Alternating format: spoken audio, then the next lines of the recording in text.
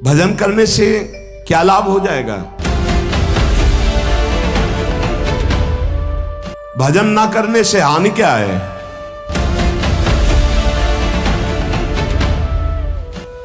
बहुत बड़ा स्टॉक जमा है पाप का।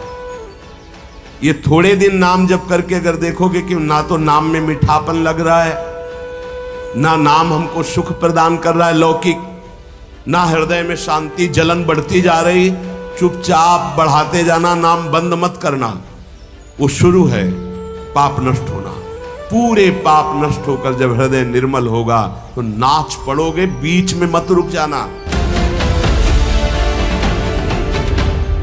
भजन करने के लिए जब कोई कमर कसता है तो पूर्व संचित पाप बाधा डालते हैं, पर जिसका दृढ़ संकल्प हो गया है पीछे कदम नहीं हटाना, इसमें ध्यान रखना। जब प्रभु के लिए जीवन अनंत जन्मों से भटक रहे हो, इसी में भटक रहे हो, बस समझ लो ये बाधा आई है तुम्हारे जीवन को बर्बाद करने के लिए। अगर लक्ष्मण रेखा से बाहर निकल गए तो मिट्टी में मिला देगी माया। आगे देख लेना, पर आप कह नहीं पाओगे, वो अंदर की मार होती है, माया। भजन करने वाले पर संचित कर्म बाधा डालेंगे, पर सत्संग और सद्विचार और भजन की दृढ़ता हर कर्म को भस्म कर देगी, हर बाधा को भस्म कर देगी।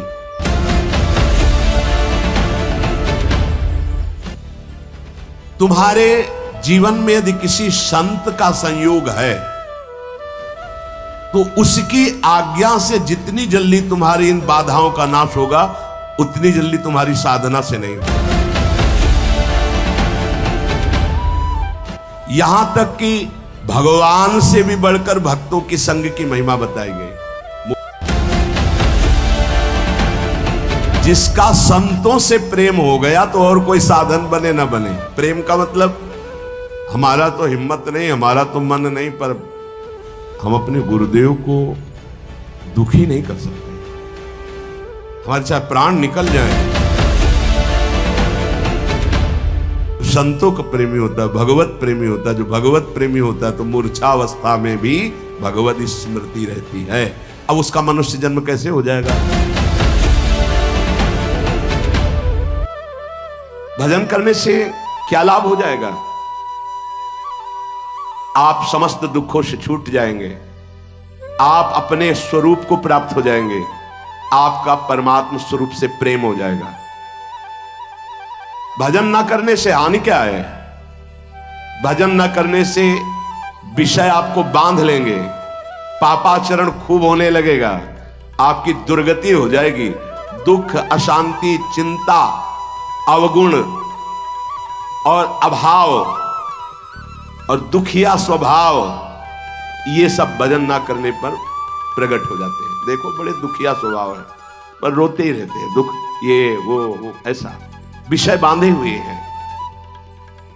महाराज पाप तो सबसे हो रहा है, फिर कहा गया पापवंत कर सहज स्वभाव, भजन मोर ते भाव न काऊ। तो उससे भजन कैसे बनेगा जब पाप बन गया है?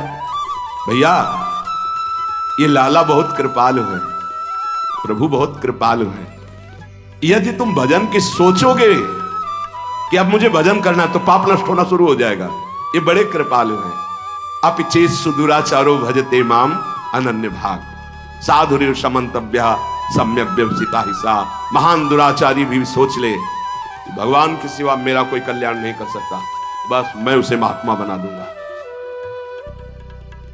जिसने इस संसार को बनाया वो बड़ा कृपालु है, करुणामय है। चिंता न करो। यदि तुमसे पाप बन गए हैं, भूल हो गई है, तो प्रभु का नाम जपने की सोचो केवल, तो पाप नष्ट होना शुरू हो जाएंगे। और नाम जब शुरू किया तो वो अवश्य, पर ध्यान रहे बहुत बड़ा स्टॉक जमा है पाप का। ये थोड़े दिन नाम जप करके अगर देखोगे कि ना तो नाम में मीठापन लग रहा है, ना नाम हमको सुख प्रदान कर रहा है लौकिक, ना हृदय में शांति, जलन बढ़ती जा रही, चुपचाप बढ़ाते जाना, नाम बंद मत करना। वो शुरू है पाप नष्ट होना। पूरे पाप नष्ट होकर जब हृदय निर्मल होगा तो नाच पड़ोगे, बीच में मत रुक जाना। बीच में जलन पैदा करेगा, बड़े अंदर आपको ऐसे लगेगा कि बहुत ऊबन हो रही, नाम नहीं करना और सब कुछ कर लेना, ये आपको मन प्रेरित करेगा, आप नाम पकड़े रहिएगा। तो नाम जप और सत्संग में कौन श्रेष्ठ है? नाम जप में और सत्संग में कौन श्रेष्ठ है? भैया, सत्संग से नाम जप में प्रीति होती है और नाम जप करने से सत्संग समझ में आने लगता है। दोनों एक दूसरे के पूरक हैं। साधन को हरिभजन है, कह सत्संग सहाय। सत्संग से नाम जप में रुचि होती है और नाम जापक ही सत्संग के सही अर्थ को समझ पाता है, सही लाभ को ले पाता है। तो महाराज, हमारा कहने का मतलब कि भजन में अधिक समय लगाना चाहिए कि सत्संग में? तो जो नया साधक है उसे अधिक समय सत्संग में देना चाहिए। वाणी पाठ, शास्त्र स्वाध्याय, सत्संग में बैठा, ये सब सत्संग के अंतर्गत आता है। और जो अनुरागात्मिका भाव को प्राप्त हो चुका है उसे थोड़ा समय सत्संग में और शेष समय एकांत में व्यतीत करना चाहिए, आंतरिक चिंतन में। जैसे जब भाव का प्रादुर्भाव होता है तो फिर किसी शास्त्र के स्वाध्याय की रुचि नहीं रह जाती, क्योंकि निश्चय हो चुका है ना, लक्ष्य निश्चय हो चुका है, अब कुछ जानना है नहीं, बस अपने प्रीतम की लीला संबंधी, रूप संबंधी बातें, इसके बाद अब कुछ जानना नहीं, क्योंकि और कुछ पाना नहीं है, और कुछ करना नहीं। अनुरागात्मिका भक्ति जब हृदय में बढ़ती है तो फिर इष्ट मिले और मन मिले, मिले भजन रस रीति, बस उससे चर्चा हुई और पूरा जीवन, पूरा समय एकांत चिंतन में, आंतरिक चिंतन में। शास्त्र और लोक व्यवहार ये सब अनुरागात्मिका भक्ति वाले को फिर आगे चलकर रुचते नहीं है, कुछ अच्छा नहीं लगता। अगर ये सत्संग न करना हो तो समय ही नहीं है ना, इसके लिए अंतर की वृत्ति को छोड़कर बाहर आना पड़ता है। कोई शास्त्र, कोई लोक व्यवहार, ये सब उसके अंदर नहीं रह जाता जो अनुरागात्मिका भक्ति का उपासक होता है। जो प्रेम लक्षणा भक्ति का उपासक होता है, विविध शास्त्रों का स्वाध्याय करना, विविध प्रकार की वार्ता सुनना, ये उसका स्वभाव नहीं होता, उससे मन हट जाता है। बस आराध्य देव की वार्ता, आराध्य देव की सेवा, आराध्य देव का मंत्र, आराध्य देव का चिंतन, समिट गया। बाबा भजन करने में ये संचित कर्म बहुत बाधा देते हैं।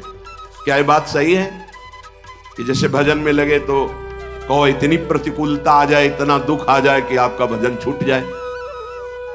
हां, भजन करने में संचित कर्म बाधा पहुंचाते हैं, पर दृढ़ता यदि है तो बाधा कुछ बिगाड़ नहीं पाएगी, आगे बढ़ जाएगा, बाधाएं नष्ट हो जाएंगी। प्रायः यदि गुरु वचनों पर दृढ़ नहीं है तो फिसल जाएगा और बाधा गिरा देगी। पूर्व के पाप, पारिवारिक मोह, विषय भोगों की इच्छा, कहो ऐसा अपमान का वातावरण कि तुम्हारा उपहास हो, तो लगेगा कब तक सहे, छोड़ो यार, वो बाधाएं उसे परास्त कर देंगी। बाबा कह रहे हां, भजन करने के लिए जब कोई कमर कसता है तो पूर्व संचित पाप बाधा डालते हैं, पर जिसका दृढ़ संकल्प हो गया है, पीछे कदम नहीं हटाना, इसमें ध्यान रखना, पीछे कदम नहीं हटाना। इतनी सीख ले लो, जितनी माला में पहुंचे उससे नीचे नहीं उतरना, जितना पाठ में पहुंच चुके उतना पाठ करना, जितना त्याग में पहुंच चुके उतना कदम मजबूत जमा लेना, पीछे मत हटना। हर बाधा आपको आगे बढ़ा देगी, पीछे नहीं हटाएगी। बाधा तो आएंगी, आती हैं, बड़े बड़ों के जीवन में आती हैं। देखो ना, राधा बाबा अनुष्ठान में बैठे तो पैर फिसला, टूट गया, अंग टूट गया। ये पूर्व संचित कर्म जो हैं, पाप कर्म, ये बड़े बड़ों को बाधा पहुंचाते हैं। बस दृढ़ता होनी चाहिए। संचित कर्म दृढ़ भाव वाले साधक के जीवन में कभी बाधा नहीं पहुंचा सकते। ये बातें पकड़नी चाहिए, नहीं प्रायः फिसलन हो जाती है। भजन करने वाले उपासक को इतना दृढ़ हो जाना चाहिए कि अब चाहे प्राण निकल जाएं, अब मैं रुकूंगा नहीं, इस मार्ग को छोड़ूंगा नहीं।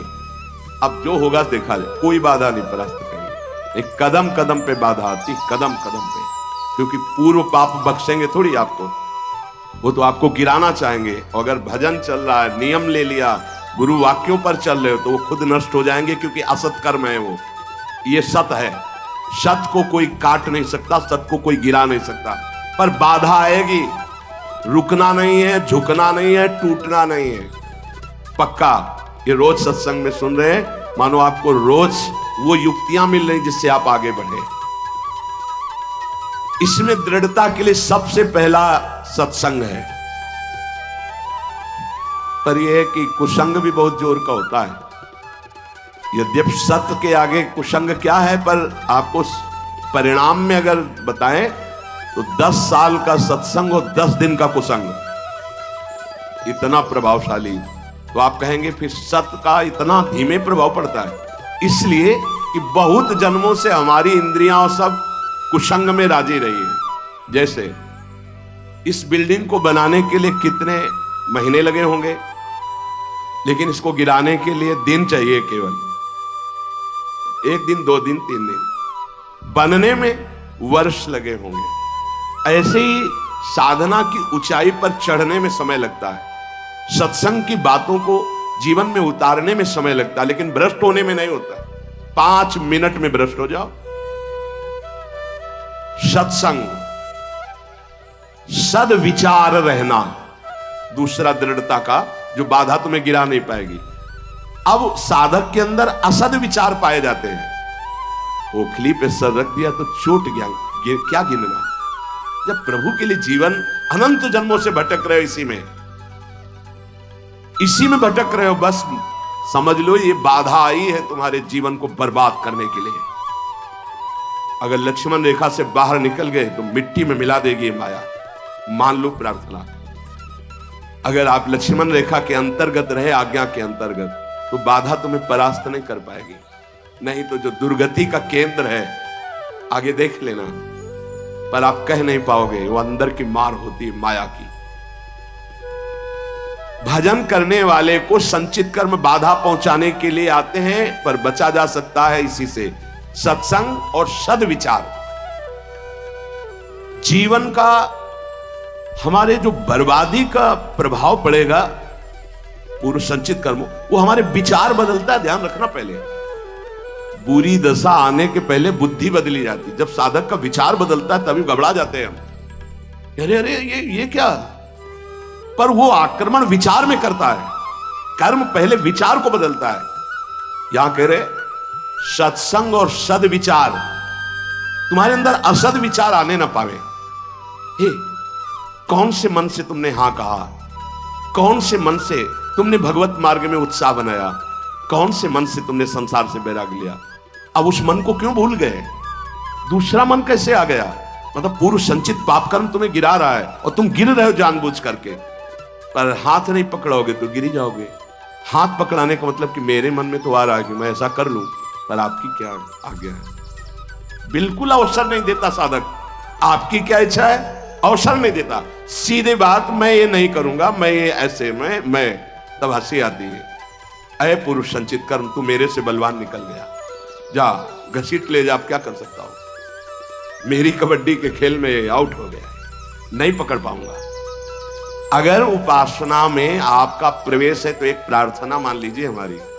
आपका मन कह रहा है कि मैं खाऊंगा, मैं भोगूंगा, मैं देखूंगा, मैं ऐसे चलूंगा, मैं ऐसा, तो आप छूट दे दो गुरु को और इष्ट को कि प्रभु। एक बहुत बड़ी महान वक्ता हुई रबिया जी, ऐसा उनका, उन्होंने कहा था कि प्रभु यदि मैं स्वर्ग मांगू तो नरक भेज देना, जो मैं मांगू मेरी बात कभी पूरी ना करना। क्या, तो हम कम से कम इतनी तो गुरु को इष्ट को जगह दे दे। महाराज मेरा मन कह रहा है कि मैं भोगों में जाऊं, मेरा मन कह रहा है संसार में जाऊं, मेरा मन कह रहा है मैं ये नहीं कर पाऊंगा। आपकी क्या अनुमति है, आपका क्या स्वरूप है, आप क्या आज्ञा करते हैं, इतना तो जगह रखो। आप तो जगह ही नहीं रखते, पूरी लाइन क्लियर कर देते हैं, कोई अधिकार ही नहीं देते। नहीं, मैं ऐसा नहीं करूंगा, मैं ये नहीं कर पाऊंगा, मैं, तुम कुछ भी नहीं करने लायक हो। जिनकी कृपा से तुम कर रहे थे, वही कृपा तुम्हें आए हुए इस भारी आक्रमण से बचा लेगी और आगे चलकर तुम्हें खुद रोना आएगा कि बचा लिया मुझे, नहीं तो आंधी आई थी और मुझे गिरा देती।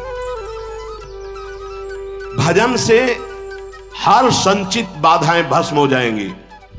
ध्यान रखो, भजन करने वाले पर संचित कर्म बाधा डालेंगे, पर सत्संग और सद्विचार और भजन की दृढ़ता हर कर्म को भस्म कर देगी, हर बाधा को भस्म कर देगी। तुम्हारे जीवन में यदि किसी संत का संयोग है तो उसकी आज्ञा से जितनी जल्दी तुम्हारी इन बाधाओं का नाश होगा, उतनी जल्दी तुम्हारी साधना से नहीं होगा। इसलिए भक्तों के संग की बड़ी महिमा बताई गई है। यहां तक कि भगवान से भी बढ़कर भक्तों की संग की महिमा बताई गई। मोरे मन प्रभुवश विश्वासा, राम ते अधिक राम कर दासा। ये मान लो, ये जीवन बहुत ऊंचाई पर चढ़ाना है। भजन करने से क्या लाभ हो जाएगा? भजन ना करने से हानि क्या है?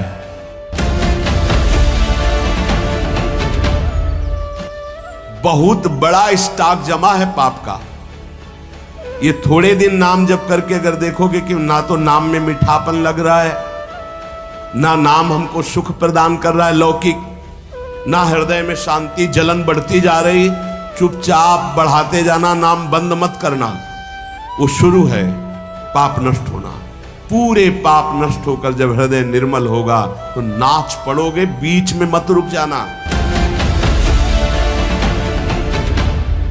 भजन करने के लिए जब कोई कमर कसता है तो पूर्व संचित पाप बाधा डालते हैं, पर जिसका दृढ़ संकल्प हो गया है, पीछे कदम नहीं हटाना, इसमें ध्यान रखना। जब प्रभु के लिए जीवन अनंत जन्मों से भटक रहे हो, इसी में भटक रहे हो, बस समझ लो ये बाधा आई है तुम्हारे जीवन को बर्बाद करने के लिए। अगर लक्ष्मण रेखा से बाहर निकल गए तो मिट्टी में मिला देगी माया। आगे देख लेना, पर आप कह नहीं पाओगे, वो अंदर की मार होती है माया। भजन करने वाले पर संचित कर्म बाधा डालेंगे, पर सत्संग और सद्विचार और भजन की दृढ़ता हर कर्म को भस्म कर देगी, हर बाधा को भस्म कर देगी।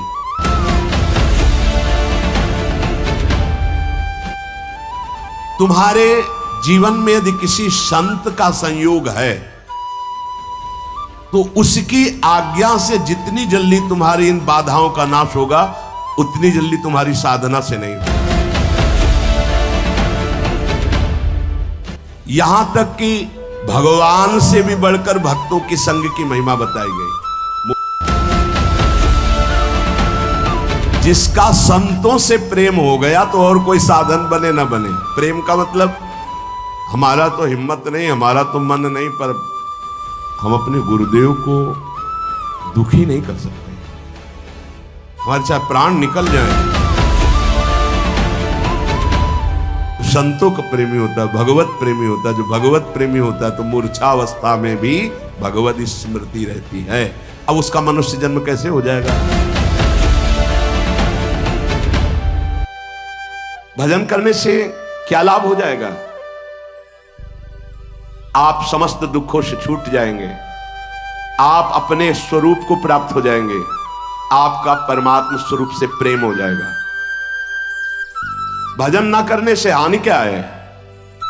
भजन ना करने से विषय आपको बांध लेंगे, पापाचरण खूब होने लगेगा, आपकी दुर्गति हो जाएगी, दुख, अशांति, चिंता, अवगुण और अभाव और दुखिया स्वभाव, ये सब भजन ना करने पर प्रकट हो जाते हैं। देखो बड़े दुखिया स्वभाव है पर रोते ही रहते हैं, दुख ये वो ऐसा विषय बांधे हुए हैं। महाराज पाप तो सबसे हो रहा है, फिर कहा गया पापवंत कर सहज स्वभाव भजन मोर ते भाव न काऊ। तो उससे भजन कैसे बनेगा जब पाप बन गया है? भैया ये लाला बहुत कृपालु है, प्रभु बहुत कृपालु है। यदि तुम भजन की सोचोगे कि अब मुझे भजन करना है तो पाप नष्ट होना शुरू हो जाएगा। ये बड़े कृपालु हैं। अपिचेत सुदुराचारो भजते माम अनन्य भाग साधुर्य समन्तव्य सम्यक व्यवसिता हिस्सा। महान दुराचारी भी सोच ले भगवान के सिवा मेरा कोई कल्याण नहीं कर सकता, बस मैं उसे महात्मा बना दूंगा। जिसने इस संसार को बनाया वो बड़ा कृपालु है, करुणामय है। चिंता न करो, यदि तुमसे पाप बन गए हैं, भूल हो गई है, तो प्रभु का नाम जपने की सोचो केवल, तो पाप नष्ट होना शुरू हो जाएंगे। और नाम जब शुरू किया तो वो अवश्य, पर ध्यान रहे बहुत बड़ा स्टॉक जमा है पाप का। ये थोड़े दिन नाम जप करके अगर देखोगे कि ना तो नाम में मीठापन लग रहा है, ना नाम हमको सुख प्रदान कर रहा है लौकिक, ना हृदय में शांति, जलन बढ़ती जा रही, चुपचाप बढ़ाते जाना, नाम बंद मत करना। वो शुरू है पाप नष्ट होना। पूरे पाप नष्ट होकर जब हृदय निर्मल होगा तो नाच पड़ोगे, बीच में मत रुक जाना। बीच में जलन पैदा करेगा, बड़े अंदर आपको ऐसे लगेगा कि बहुत ऊबन हो रही, नाम नहीं करना और सब कुछ कर लेना, ये आपको मन प्रेरित करेगा, आप नाम पकड़े रहिएगा। तो नाम जप और सत्संग में कौन श्रेष्ठ है? नाम जप में और सत्संग में कौन श्रेष्ठ है? भैया सत्संग से नाम जप में प्रीति होती है और नाम जप करने से सत्संग समझ में आने लगता है। दोनों एक दूसरे के पूरक हैं। साधन को हरि भजन है कै सत्संग सहाय। सत्संग से नाम जप में रुचि होती है और नाम जापक ही सत्संग के सही अर्थ को समझ पाता है, सही लाभ को ले पाता है। तो महाराज हमारा कहने का मतलब कि भजन में अधिक समय लगाना चाहिए कि सत्संग में? तो जो नया साधक है उसे अधिक समय सत्संग में देना चाहिए। वाणी पाठ, शास्त्र स्वाध्याय, सत्संग में बैठा, ये सब सत्संग के अंतर्गत आता है। और जो अनुरागात्मिका भाव को प्राप्त हो चुका है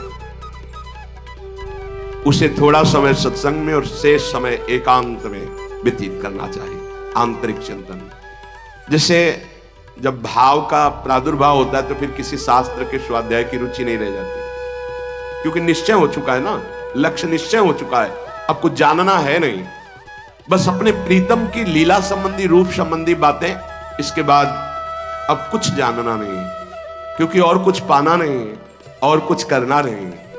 अनुरागात्मिका भक्ति जब हृदय में बढ़ती है तो फिर इष्ट मिले और मन मिले, मिले भजन रस रीति, बस उससे चर्चा हुई और पूरा जीवन, पूरा समय एकांत चिंतन में, आंतरिक चिंतन में।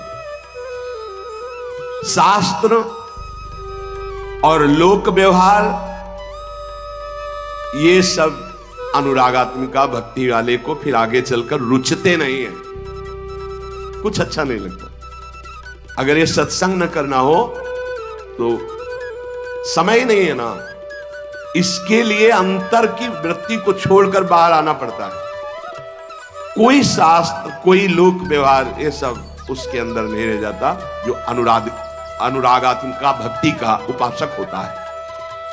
जो प्रेम लक्षणा भक्ति का उपासक होता है, विविध शास्त्रों का स्वाध्याय करना, विविध प्रकार की वार्ता सुनना, ये उसका स्वभाव नहीं होता, उससे मन हट जाता है। बस आराध्य देव की वार्ता, आराध्य देव की सेवा, आराध्य देव का मंत्र, आराध्य देव का चिंतन, समिट गया। बाबा भजन करने में ये संचित कर्म बहुत बाधा देते हैं। क्या ये बात सही है कि जैसे भजन में लगे तो कहो इतनी प्रतिकूलता आ जाए, इतना दुख आ जाए कि आपका भजन छूट जाए? हां, भजन करने में संचित कर्म बाधा पहुंचाते हैं, पर दृढ़ता यदि है तो बाधा कुछ बिगाड़ नहीं पाएगी, आगे बढ़ जाएगा, बाधाएं नष्ट हो जाएंगी। प्रायः यदि गुरु वचनों पर दृढ़ नहीं है तो फिसल जाएगा और बाधा गिरा देगी। पूर्व के पाप, पारिवारिक मोह, विषय भोगों की इच्छा, कहो ऐसा अपमान का वातावरण कि तुम्हारा उपहास हो, तो लगेगा कब तक सहे, छोड़ो यार, वो बाधाएं उसे परास्त कर देंगी। बाबा कह रहे हां, भजन करने के लिए जब कोई कमर कसता है तो पूर्व संचित पाप बाधा डालते हैं, पर जिसका दृढ़ संकल्प हो गया है, पीछे कदम नहीं हटाना, इसमें ध्यान रखना, पीछे कदम नहीं हटाना, इतनी सीख ले लो जितनी माला में पहुंचे उससे नीचे नहीं उतरना, जितना पाठ में पहुंच चुके उतना पाठ करना, जितना त्याग में पहुंच चुके उतना कदम मजबूत जमा लेना, पीछे मत हटना। हर बाधा आपको आगे बढ़ा देगी, पीछे नहीं हटाएगी। बाधा तो आएंगी, आती हैं, बड़े बड़ों के जीवन में आती हैं। देखो ना, राधा बाबा अनुष्ठान में बैठे तो पैर फिसला, टूट गया, अंग टूट गया। ये पूर्व संचित कर्म जो हैं, पाप कर्म, ये बड़े बड़ों को बाधा पहुंचाते हैं। बस दृढ़ता होनी चाहिए। संचित कर्म दृढ़ भाव वाले साधक के जीवन में कभी बाधा नहीं पहुंचा सकते। ये बातें पकड़नी चाहिए, नहीं प्रायः फिसलन हो जाती है। भजन करने वाले उपासक को इतना दृढ़ हो जाना चाहिए कि अब चाहे प्राण निकल जाए, अब मैं रुकूंगा नहीं, इस मार्ग को छोड़ूंगा नहीं। अब जो होगा देखा जाए, कोई बाधा नहीं परास्त करेगी। एक कदम कदम पे बाधा आती, कदम कदम पे, क्योंकि पूर्व पाप बख्शेंगे थोड़ी आपको, वो तो आपको गिराना चाहेंगे। अगर भजन चल रहा है, नियम ले लिया, गुरु वाक्यों पर चल रहे हो, तो वो खुद नष्ट हो जाएंगे, क्योंकि असत कर्म है वो। ये सत है, सत को कोई काट नहीं सकता, सत को कोई गिरा नहीं सकता। पर बाधा आएगी, रुकना नहीं है, झुकना नहीं है, टूटना नहीं है, पक्का। ये रोज सत्संग में सुन रहे हैं, मानो आपको रोज वो युक्तियां मिल रही जिससे आप आगे बढ़े। इसमें दृढ़ता के लिए सबसे पहला सत्संग है। पर यह है कि कुसंग भी बहुत जोर का होता है। यद्यपि सत्य के आगे कुसंग क्या है, पर आपको परिणाम में अगर बताएं तो 10 साल का सत्संग और 10 दिन का कुसंग, इतना प्रभावशाली। तो आप कहेंगे फिर सत्य का इतना धीमे प्रभाव पड़ता है। इसलिए कि बहुत जन्मों से हमारी इंद्रियां सब कुसंग में राजी रही है। जैसे इस बिल्डिंग को बनाने के लिए कितने महीने लगे होंगे, लेकिन इसको गिराने के लिए दिन चाहिए, केवल 1 दिन, 2 दिन, 3 दिन। बनने में वर्ष लगे होंगे। ऐसे ही साधना की ऊंचाई पर चढ़ने में समय लगता है, सत्संग की बातों को जीवन में उतारने में समय लगता है, लेकिन भ्रष्ट होने में नहीं होता। 5 मिनट में भ्रष्ट हो जाओ।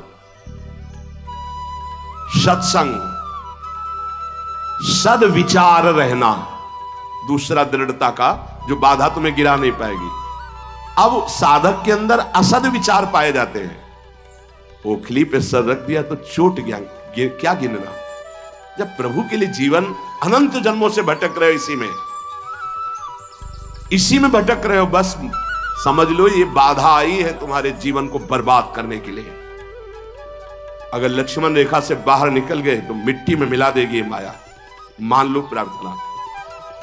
अगर आप लक्ष्मण रेखा के अंतर्गत रहे, आज्ञा के अंतर्गत, तो बाधा तुम्हें परास्त नहीं कर पाएगी। नहीं तो जो दुर्गति का केंद्र है, आगे देख लेना, पर आप कह नहीं पाओगे, वो अंदर की मार होती है माया की। भजन करने वाले को संचित कर्म बाधा पहुंचाने के लिए आते हैं, पर बचा जा सकता है इसी से, सत्संग और सद्विचार। जीवन का हमारे जो बर्बादी का प्रभाव पड़ेगा पूर्व संचित कर्म, वो हमारे विचार बदलता है, ध्यान रखना। पहले बुरी दशा आने के पहले बुद्धि बदली जाती है। जब साधक का विचार बदलता है तभी घबरा जाते हैं हम, अरे अरे ये क्या। पर वो आक्रमण विचार में करता है, कर्म पहले विचार को बदलता है। यहां कह रहे सत्संग और सद्विचार, तुम्हारे अंदर असद विचार आने ना पावे। कौन से मन से तुमने हां कहा, कौन से मन से तुमने भगवत मार्ग में उत्साह बनाया, कौन से मन से तुमने संसार से बैराग लिया। अब उस मन को क्यों भूल गए, दूसरा मन कैसे आ गया। मतलब पूर्व संचित पाप कर्म तुम्हें गिरा रहा है और तुम गिर रहे हो जानबूझ करके, पर हाथ नहीं पकड़ोगे तो गिर जाओगे। हाथ पकड़ाने का मतलब कि मेरे मन में तो आ रहा है कि मैं ऐसा कर लूं, पर आपकी क्या आज्ञा है। बिल्कुल अवसर नहीं देता साधक, आपकी क्या इच्छा है अवसर नहीं देता। सीधे बात, मैं ये नहीं करूंगा, मैं ये ऐसे मैं तब हंसी आती है। अय पुरुष संचित कर्म, तू मेरे से बलवान निकल गया, जा घसीट ले जा, क्या कर सकता हूं। मेरी कबड्डी के खेल में आउट हो गया, नहीं पकड़ पाऊंगा। अगर उपासना में आपका प्रवेश है तो एक प्रार्थना मान लीजिए हमारी, आपका मन कह रहा है कि मैं खाऊंगा, मैं भोगूंगा, मैं देखूंगा, मैं ऐसे चलूंगा, मैं ऐसा, तो आप छूट दे दो गुरु को और इष्ट को कि प्रभु। एक बहुत बड़ी महान वक्ता हुई रबिया जी, ऐसा उनका, उन्होंने कहा था कि प्रभु यदि मैं स्वर्ग मांगू तो नरक भेज देना, जो मैं मांगू मेरी बात कभी पूरी ना करना। क्या तो हम कम से कम इतनी तो गुरु को, इष्ट को जगह दे दें। महाराज मेरा मन कह रहा है कि मैं भोगों में जाऊं, मेरा मन कह रहा है संसार में जाऊं, मेरा मन कह रहा है मैं ये नहीं कर पाऊंगा। आपकी क्या अनुमति है, आपका क्या स्वरूप है, आप क्या आज्ञा करते हैं? इतना तो जगह रखो। आप तो जगह ही नहीं रखते, पूरी लाइन क्लियर कर देते हैं, कोई अधिकार ही नहीं देते। नहीं, मैं ऐसा नहीं करूंगा, मैं ये नहीं कर पाऊंगा, तुम कुछ भी नहीं करने लायक हो। जिनकी कृपा से तुम कर रहे थे वही कृपा तुम्हें आए हुए इस भारी आक्रमण से बचा लेगी, और आगे चलकर तुम्हें खुद रोना आएगा कि बचा लिया मुझे, नहीं तो आंधी आई थी और मुझे गिरा देती। भजन से हर संचित बाधाएं भस्म हो जाएंगी।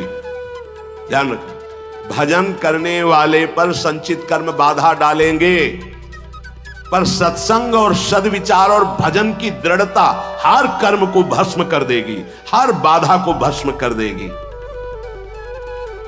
तुम्हारे जीवन में यदि किसी संत का संयोग है तो उसकी आज्ञा से जितनी जल्दी तुम्हारी इन बाधाओं का नाश होगा, उतनी जल्दी तुम्हारी साधना से नहीं होगा। इसलिए भक्तों के संग की बड़ी महिमा बताई गई है। यहां तक कि भगवान से भी बढ़कर भक्तों के संग की महिमा बताई गई। मोरे मन प्रभुवश विश्वासा, राम ते अधिक राम कर दासा। ये मान लो, ये जीवन बहुत ऊंचाई पर चढ़ाना है।